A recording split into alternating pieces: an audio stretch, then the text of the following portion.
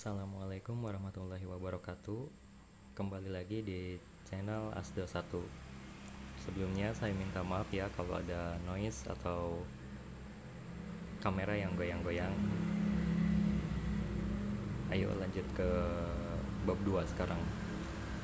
Nah, setelah kemarin saya membahas bab 1, sekarang saya akan membahas bab 2, telah pustaka dan pengembangan model penelitian.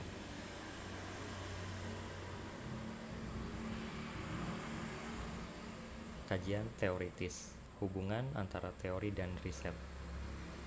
Permasalahan teori, riset, selanjutnya kesimpulan, dan kesimpulan ini biasanya merujuk pada teori sebagai bahan pendukung atau penolak. Nah, di sini ada proses terbentuknya teori. Teori itu adalah pendapat yang benar sehingga menjadi teori. Nah, fungsi teori dalam penelitian yaitu sebagai penjelas, sebagai prediksi, dan sebagai kontrol. Nah, di sini ada contoh telah pustaka dari buku.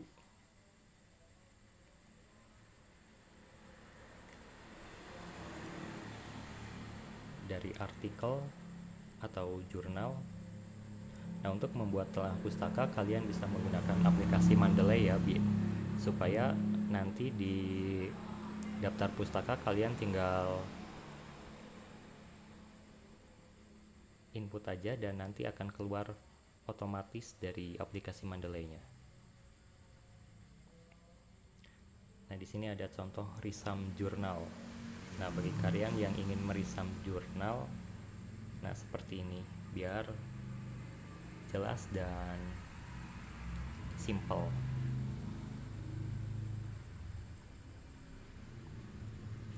Biasanya jurnal itu minimal 10 ya dalam skripsi itu, jadi kalian risam kalau bisa sebanyak-banyaknya, lebih dari 10 itu bagus. Penelitian empiris. Nah, penelitian sebelumnya itu dapat digunakan untuk mengetahui kekurangan-kekurangan penelitian sebelumnya, mengetahui apa yang telah dihasilkan dari penelitian sebelumnya, dan mengetahui perbedaan dengan penelitian sebelumnya. Kerangka pemikiran. Kerangka pemikiran merupakan miniatur keseluruhan dari proses penelitian. Kerangka pemikiran harus menerangkan: 1. Mengapa penelitian dilakukan, bagaimana proses penelitian dilakukan, apa yang akan diperoleh dari penelitian tersebut, dan terakhir untuk apa hasil penelitian diperoleh. Nah, model empiris dan model teorikal dasar. Model teoritikal dasar merupakan hubungan antar teori besar, sedangkan model empiris merupakan hubungan antar variabel yang diteliti. Nah, di sini ada substructure dari penelitian.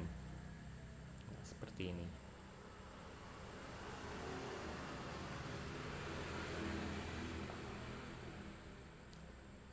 Selanjutnya kita masuk ke telah pustaka. Konsep variabel tergantung berisi definisi-definisi tentang variabel yang diteliti serta hasil penelitian sebelumnya yang berkaitan dengan variabel tersebut. Konsep variabel bebas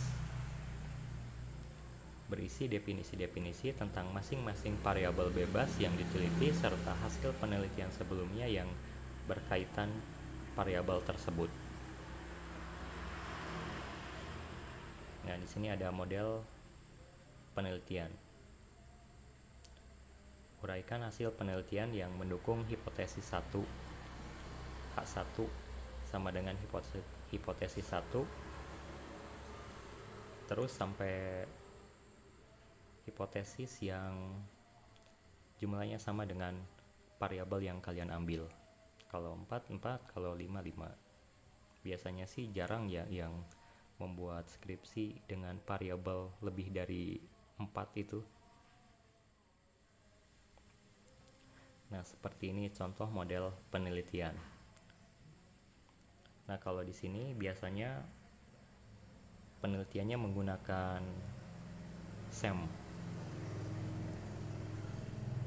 dengan analisis PET atau analisis jalur. Diferensiasi produk berpengaruh kepada iklan, dan iklan berpengaruh kepada keputusan pembelian. Diversifikasi produk berpengaruh kepada iklan, dan iklannya berpengaruh kepada pembelian. Serta dan iklan di sini dijadikan variabel intervening ya. Kalau untuk yang garis H4 itu diversifikasi produk berpengaruh terhadap keputusan pembelian. Nah, yang H3 diferensiasi produk langsung berpengaruh kepada keputusan pembelian. Sedangkan yang H1 tadi diferensiasi produk bisa berpengaruh ke iklan atau berpengaruh kepada keputusan pembelian melalui iklan. Nah, H2 juga sama seperti itu.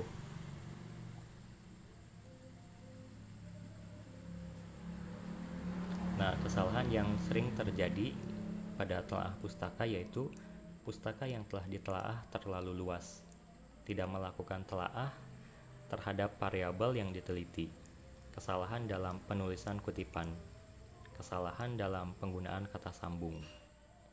Nah, itu ya, perlu diingat. Pengertian hipotesis. Kalian kan sudah tahu hipotesis.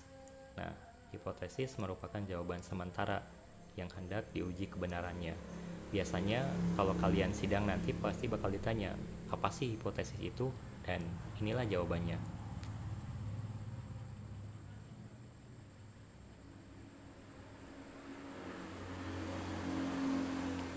Nah, manfaat hipotesis yaitu untuk menjelaskan masalah penelitian, menjelaskan variabel-variabel yang akan diuji, pedoman untuk memilih metode analisis data, dan sebagai dasar untuk membuat kesimpulan penelitian.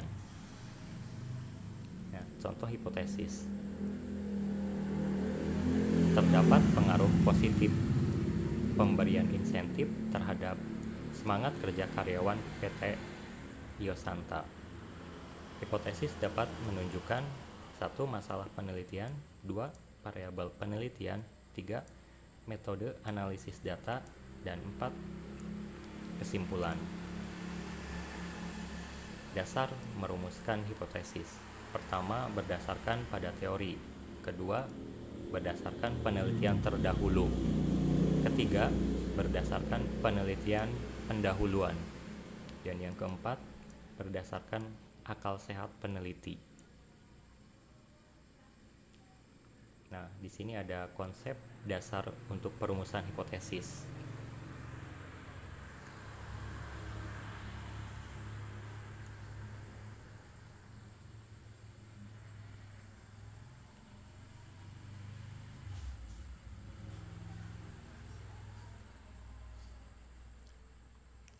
Nah, pembagian hipotesis, ada hipotesis deskriptif, ada hipotesis komparatif, dan ada hipotesis asosiatif.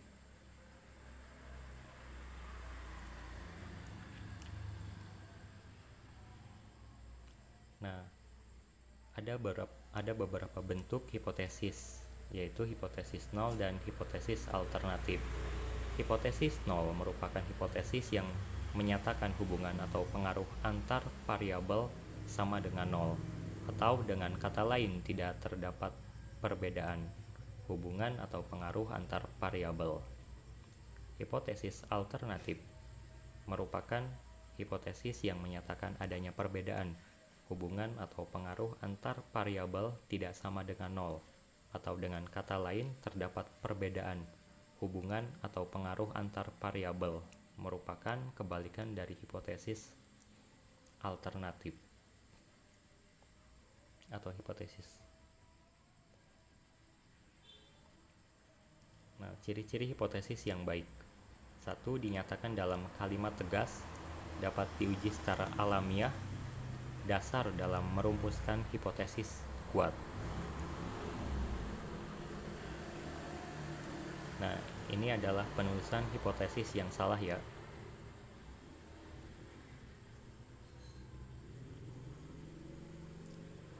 Hipotesis. Kesalahan yang sering terjadi dalam penulisannya yaitu hipotesis yang disusun tidak berdasar. Arah sudah jelas dibuat tidak jelas. Kesalahan dalam pemilihan kata. Menggunakan kata diduga, berpengaruh signifikan, berpengaruh paling dominan.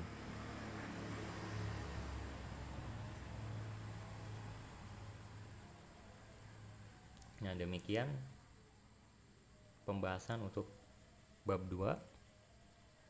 Mohon maaf atas kekurangannya. Ditutup. Wassalamualaikum warahmatullahi wabarakatuh. Oh ya, jika ada yang ingin bertanya silahkan tulis di kolom komentar ya. Terima kasih.